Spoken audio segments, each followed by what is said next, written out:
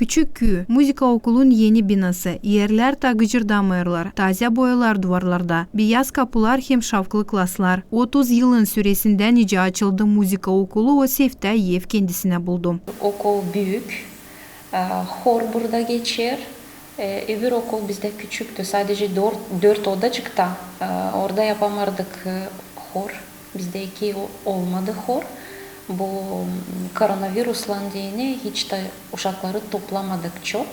Burada biz yapabiliriz. Aldık masacık onlara, hepsi birer oturayla. Savaşırız işleme, gitme vakıdınla. Yapma hepsi için hani uşaklar beğensinler, giysinler hem de sonra geri dönsünler bizim şkolaya.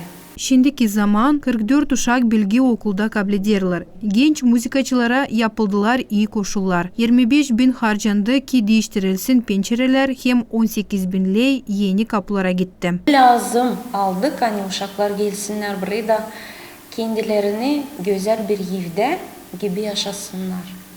Müzik sadece değil, okul hani gelesin de öğrenesin ama estetik fokusunu da birazcık zenginleyesin.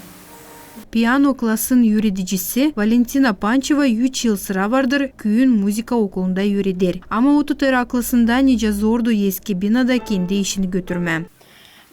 Çok kısmetliyim. Hani düştüm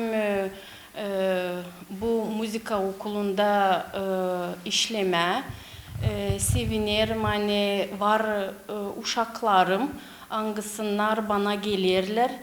Çeşme Köyün Müzika Okulun başı Natalya Lewandowskaya nişanlıdan yeni bina bütünden yapıldı uşaklara dini. 6 klas var ki dersleri geçirme. Her birine de hepsi lazımlı tedarlıklar alındı. Marina Tapal, Vladislav Tabachuk, Sergey Georgiev, Artyom Tapal, GRT Haberler.